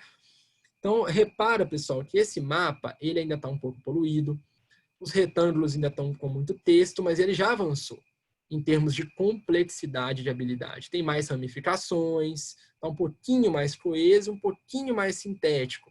Então, está num nível intermediário aqui. E aqui também é 7º ano. E olha esse outro do 7º ano, que foi feito no Padlet. Olha só a diferença, né? Ramificações de ramificações, mas com muito mais síntese, muito mais coesão, muito mais organizado. Os professores podem estimular que os alunos desenhem nos mapas mentais, é muito bom fazer isso, aí é bom que faz um caderno, né? Então, é uma boa dica que eu dou, estimular o desenho. Então, repara que os mapas fornecem esse diagnóstico para nós, em termos de compreensão, né, do processo de ensino-aprendizagem. Olha só um exemplo, pessoal, de uma professora, ela teve um debate comigo e ela falou assim, eu vou postar nesses mapas mentais para meus alunos do 6º ano, pela primeira vez eles vão produzir. Olha como é que saiu com dificuldade. Calma que estou começando. Né? dificuldade de ramificar, muito texto, um pouco bagunçado. Agora, olha o próximo slide, gente. Uma outra professora, também do 6º ano, mas que já utilizava mapa mental com os estudantes desde o 5º ano. Olha a diferença. Percebam como está muito mais sintético, muito mais esquemático. E olha só que tem até um errinho conceitual aqui, ó, o caso do Cauã aqui no canto esquerdo. Na hora dele colocar rochas, ele colocou metafóricas, né? São rochas metamórficas, na verdade, mas não invalida em nada o mapa dele, mas não deixa de fornecer uma imprecisão ali conceitual do conteúdo. Mas olha a diferença dos mapas, porque os estudantes já tinham o hábito, já estavam num nível muito avançado. Isso aqui para 6º ano é avançadíssimo, né? Cognitivamente, um diagnóstico de muita complexidade dentro da faixa etária dele. Eu não posso deixar de falar dos exercícios, do quiz, né? E Lucas, por favor, me dá uma ideia do horário aí, ok? Quanto tempo Ok, ainda Marden, a gente teve um aumento assim, de perguntas, a gente está com 11 perguntas, e Ó, tem algumas perguntas para a Cláudia também, agora são 8h15. eu acho que eu vou encerrar no quiz, então. Pode ser? Pode ser. Porque aí eu tô com medo de tomar muito tempo aí dos colegas, né? Vocês que mandam aí, tá, gente? Porque eu não quero também... A gente sabe como tá corrido, né, Lucas? Como tá cansativo. Qualquer coisa você me sinaliza aí mais 5 minutos ou um acréscimo aí mais 10. Tá, Beleza? eu te sinalizo. Tá bom. Pessoal, eu acho importante falar do quiz, de quizzes, porque aula ao vivo tem sido um recurso no ensino remoto muito utilizado. E aí, para a gente potencializar a aula ao vivo, estou falando principalmente de aula ao vivo, né? Especialmente de aula ao vivo, eu sei que tem aula gravada, etc., mas agora estou pensando mais nas aulas ao vivo. Para a gente potencializar isso em relação a diagnóstico, atividades avaliativas, o quiz é uma boa. Ele pode ser utilizado 10 minutos, nos 10 primeiros minutos da aula, para retomar conceito anterior, ou pode ser utilizado nos 10 últimos minutos para sistematizar o que a aula ao vivo abordou. E aí tem sites que fornecem, né, uma possibilidade do professor instantaneamente, em tempo real, fazer um quiz com os estudantes. O professor entra no site, se cadastra, né, de graça. Eu dei o exemplo aqui, eu capturei uma tela do Quizzes, vou mostrar para vocês o Kahoot e o Socrative aí embaixo. São sites que você constrói um quiz, vai gerar um código, você fornece o código para o seu estudante e ele faz em tempo real. Vários professores têm utilizado, especialmente o Kahoot, que é mais famoso, e é muito interessante porque fornece diagnóstico daquelas habilidades um pouco mais simples, de identificação, de fixação, de memorização, que eu defendi no início e continuo defendendo, que são muito importantes, especialmente no ensino remoto, se a gente quer falar de habilidades essenciais, de aprendizagens essenciais. Então, fica também essa sugestão desses quizzes, né? Aqui eu coloco para vocês uma professora de inglês que utilizou pela primeira vez agora no ensino remoto o Kahoot, um quiz ao vivo. Ela tirou uma aula inteira só para isso, para fazer uma retomada. Olha que interessante, pessoal, o diagnóstico só por essa tela que a gente tem. Vamos para o canto esquerdo, ali em cima está o conteúdo de inglês que ela trabalhou. Aí o Kahoot ele fornece um pódio, né, um ranking dos 3 melhores estudantes. Ele não expõe os últimos, o que é importante. E aí olha só que interessante. A Lívia, que foi a aluna ganhadora, acertou 11 de 18. Não sei se vocês perceberam aí. 11 de 18, gente. Ela ganhou, foi a primeira. O Pedrinho, que foi o terceiro colocado lá, ele acertou 7 de 18. Sem a gente saber do contexto aqui, a gente já tem um diagnóstico que esse conteúdo aí, eles estão com muita dificuldade. Porque quem foi melhor aqui ainda não foi tão bem. Ela fez 18 quizzes, é muita pergunta, e a melhor foi a Lívia, que acertou 11. Então, olha que interessante, de cara você já tem aí, dentro da intencionalidade da professora, um diagnóstico muito interessante, no caso aqui, da dificuldade que eles estão em assimilar e compreender o conteúdo que está lá em cima de inglês. E olha a reação dos estudantes. Foi a primeira vez que eles trabalharam. Gostei demais, top, pode fazer mais vezes. Esses quizzes, pessoal, dá para a gente fazer quase toda a aula. Um meme, um mapa mental, um vídeo, não. É evidente que não.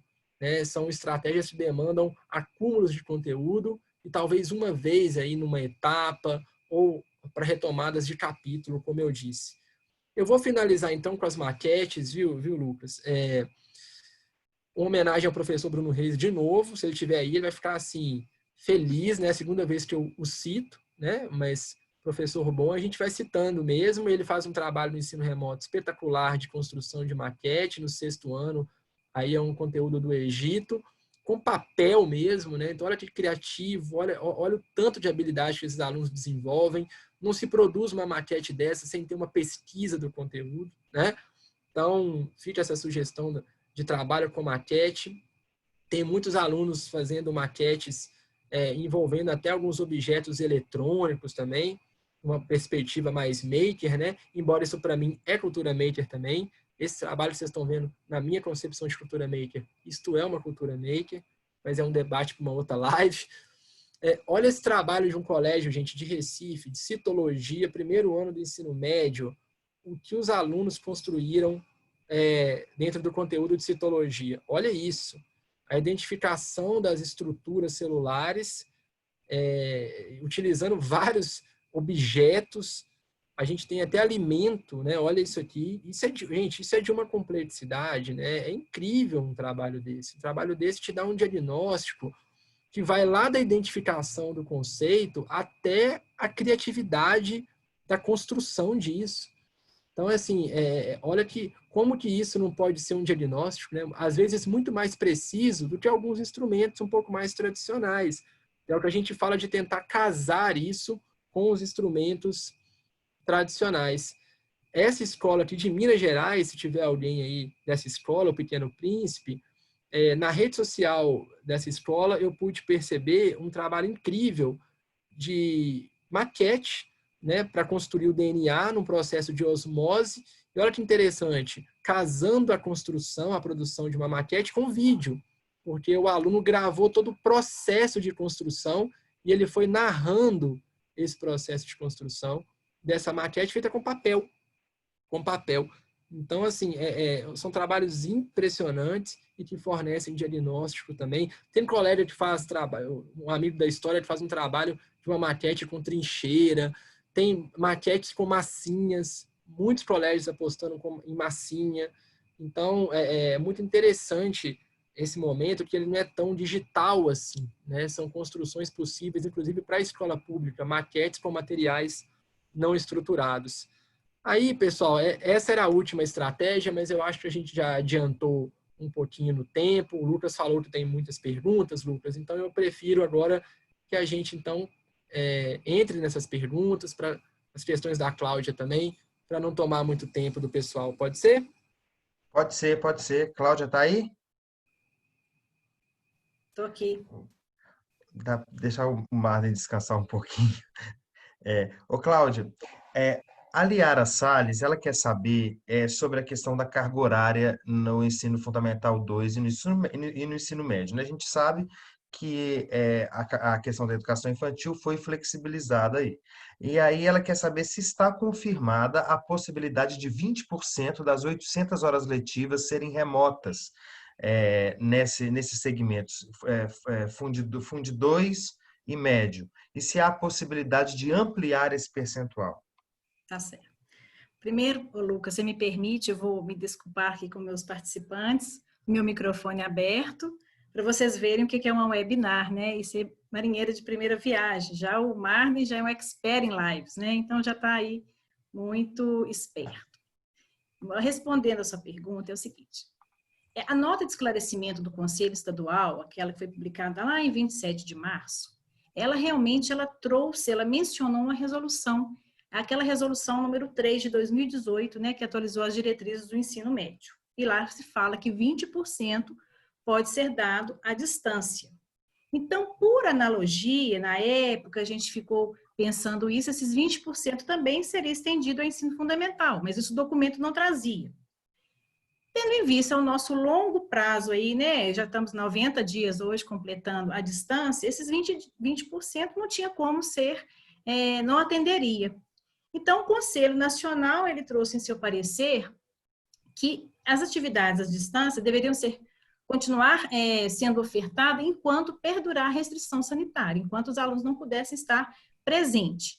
E a resolução 474 do Conselho Estadual seguiu essa recomendação do Conselho Nacional. Portanto, não existe 20% mais, você vai ofertar à distância enquanto estivermos em restrição sanitária, tá? Não tem que se ater aos 20%, vai sim ultrapassar essa carga horária.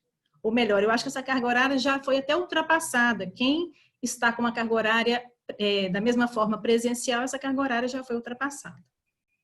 Uhum. E mesmo no ensino médio, né, a reforma do ensino médio, ela previu uma certa flexibilização nesse sentido. Como é que ficou essa questão, né, dessa reforma que foi aprovada e que tinha um tempo de implementação, e aí chegou a pandemia, teve alguma alteração nisso ou não?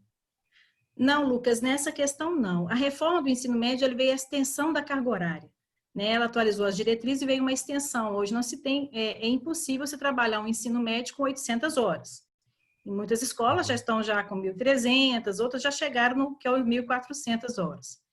Então, esses 20% ele nem para o ensino médio é possível, né? Eu acho que uma grande questão é que as escolas que têm uma oferta de um número, de uma carga horária muito extensa, realmente elas não vão diminuir. Ensino médio não tem como ofertar 800 horas. Apesar da medida provisória, ao ter flexibilizado os dias letivos e falar que o cumprimento mínimo é de 800 horas, eu entendo que isso vai ser possível no ensino fundamental, essas 800 horas. Mas no ensino médio, a gente sabe, né, Marden, que você, como assessor pedagógico, sabe que não é possível você ter um ensino médio com uma carga horária de 800 horas, né? Então, dar atividade, infelizmente, o ensino médio vai ter um conteúdo mais extenso, mais denso, nesse período de ensino remoto. Ô, Cláudia, uma última pergunta aqui, que é do Marcos Vinícius. Ele diz: Cláudia, boa noite. Minha pergunta não é de forma alguma uma provocação, e sim uma grande preocupação. Existem alunos que são, sim, carentes em escolas públicas e também em escolas particulares. Esses alunos não estão, muitas vezes, vivenciando as aulas remotas, como estão outros alunos. Você, sendo possível, poderia nos orientar em como as escolas devem proceder em relação a esses alunos?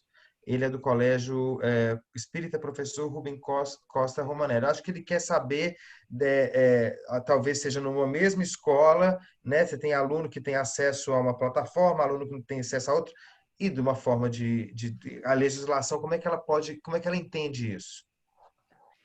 A legislação ela é muito rigorosa no sentido de acesso. O acesso tem que ser para todos, né? Não existe o aluno ficar sem ter esse acesso.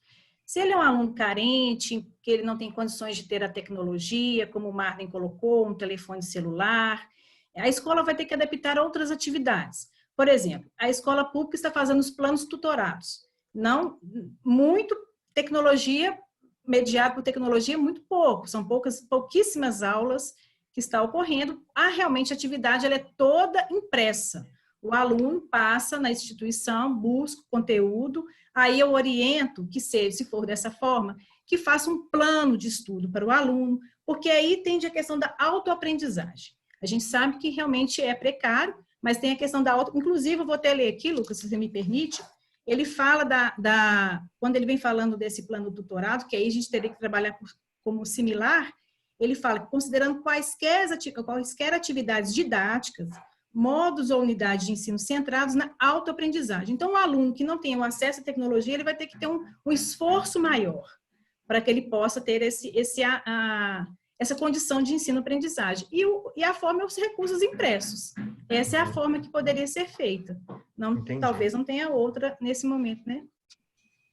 Esse aluno. Eu não sei se o Marden tem uma ideia boa aí em relação a isso. A gente está estourando o nosso tempo. Eu vou colocar aqui 3 perguntas para você, Marden, pode ser? E aí a gente encerra? Ok. Tem uma aqui interessante que eu achei que é do Renato Frade. Ele fala assim: qual recurso que você sugere para avaliar o estudante em itens abertos? Ele é professor de matemática e gostaria que o aluno dele registrasse o desenvolvimento da questão e não somente o descritor.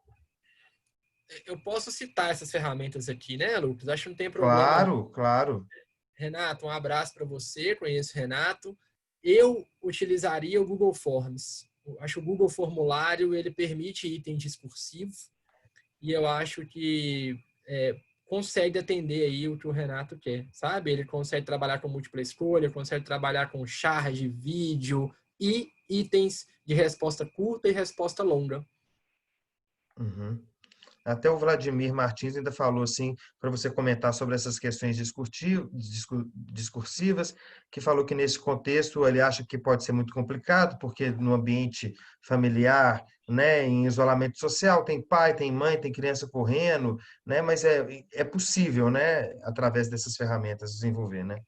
Ou então em caderno, Lucas. Às vezes, assim, eu concordo com o professor que pode estar mais difícil em alguns ambientes familiares. Eu entendo isso. Mas vamos imaginar que é difícil para tudo. Para produzir um mapa mental, para fazer um item aberto, para fazer um item fechado, né? Então, assim, o item discursivo, ele pode ser feito no caderno. Tem escola, por exemplo, gente, que está pedindo para o aluno fotografar a resposta, enviar em alguma plataforma, enviar por e-mail, ou guardar para depois, no retorno, fazer uma revisão e fazer uma avaliação disso.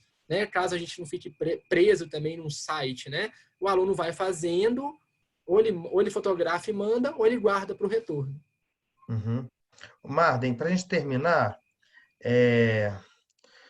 pensando na construção das rubricas, quais fatores devem ser levados em consideração nesse processo? Como ensinar os alunos a trabalhar com rubricas e a importância dessa construção nas atividades remotas? O que levar em conta nas rubricas? O que eu quero avaliar do meu estudante? Então, eu vou dar um exemplo. A gente viu os memes. Se a minha intencionalidade ali fosse no sentido assim, eu quero ver a questão digital do meu estudante. Eu quero ver se ele sabe manusear recursos digitais. Aí já é outra avaliação que você faz. Aí não importa muito o conteúdo, né? Agora, se a minha intencionalidade é aquela que eu coloquei, se você tem uma relação com o conteúdo que dependa do conhecimento prévio, então ali, o que a gente tem que levar em conta? A nossa intencionalidade. É ela que vai dizer o que exatamente a gente quer. E aí o estudante não tem que produzir a rubrica, né? Ele tem que conhecer a rubrica que você produziu. Eu brinco, Lucas, que às vezes nós, professores, a gente trabalha com rubrica sem dar nome de rubrica. Às vezes a rubrica é um critério que você já mandava no roteiro para o estudante, né? Eu cheguei a fazer em alguns momentos, fica uma última sugestão aí, uma construção coletiva de rubrica. Presencial, é claro, né? Com ensino médio. Foi muito legal, embora dê um trabalho danado, me comeu um tempo de aula danado também, dá para fazer. É muito legal quando eles se apropriam do critério também. Agora, é fundamental que eles conheçam, né, as nossas rubricas. Ela não é interna, ela não é só para a gente, não. Né? E eu recomendo fazer em algum ambiente digital, ou Excel, ou Google Formulário também, porque aí você consegue mensurar isso melhor. Você pode gerar até um gráfico, né? 30% dos meus alunos estão no nível iniciante nessa estratégia. 40%, você pode fazer comparabilidade depois. Então, fica essa sugestão também. Antes de eu passar para as considerações finais, eu queria agradecer ao Marden, à Cláudia, agradecer ao Bernoulli e também ao Jonas, que o Jonas é o quarto elemento aqui, essa janelinha que tem o símbolo do Cinep. O Jonas é o nosso responsável pelo TI, que é uma pessoa assim, que sem ele isso aqui não teria acontecido. Uma pessoa que a gente também tem muita sorte de trabalhar. Convidar as pessoas para seguirem o Cinep no Instagram. Lá a gente publica notícia, publica conteúdo, publica apoio pedagógico, publica tudo. Tudo em primeira mão. Até a saída do ministro foi em primeira mão. Ele saiu? O ministro saiu? Foi demitido. Oh, que pena, eu estou aqui deprimido com essa notícia. Lamentável. Agradecer a todas e todos e quero passar a palavra para a Cláudia primeiro e depois para o Marden, aí a gente encerra essa live. Obrigada a todos vocês, é um prazer estar aqui essa noite, né? Dividindo essa noite com o Marden, que é uma pessoa espetacular, né? Um parceiro nosso aí. Muito obrigada por tudo. E me coloco à disposição para o que vocês precisarem. Tá bom? Boa noite a todos. Bom, pessoal, eu queria agradecer o Cinep. O Cinep realmente tem prestado, assim, de verdade mesmo, sem demagogia, um grande apoio nesse momento, né? E eu percebo isso porque eu converso com escolas o tempo inteiro, o dia inteiro. Só hoje eu tive em 6 estados dentro do meu quarto, né? Porque pandemia é isso, né? Você vai para o Tocantins, conversa com o Rio de Janeiro e está em casa. E, assim, é unânime o apoio do Cinep das escolas, ainda mais num momento de tanta angústia. E eu queria, assim, dar um abraço aos colegas que estão aqui, os mais de 100 participantes, coordenadores, professores. Como eu disse no início, eu finalizo retomando. É uma homenagem ao nosso trabalho. Eu quis aqui mandar um monte de estratégia, eu sei que fica corrido, mas eu quis pecar pelo excesso mesmo e não pela falta, para poder dar visibilidade ao que nós estamos fazendo dentro do ensino remoto, e tem muito mais coisa sendo feita. Então, eu acho que os professores, os profissionais de educação merecem todo tipo de reconhecimento, todo tipo de respeito. Eu tenho muito orgulho da minha profissão e foi uma maneira também de homenagear, de dar visibilidade a isso. Um grande prazer, se cuidem, força a todos nós. A gente tem muito desafio ainda, mas como sempre, a gente vai superar isso, porque a gente é bem guerreiro, né? Nossa profissão, nossa classe de professor já é acostumada a ser resistente, sempre. Um grande abraço, viu, gente? Foi um prazer e até a próxima. Obrigado, pessoal. Obrigado a todo mundo que participou. Até a próxima. Até.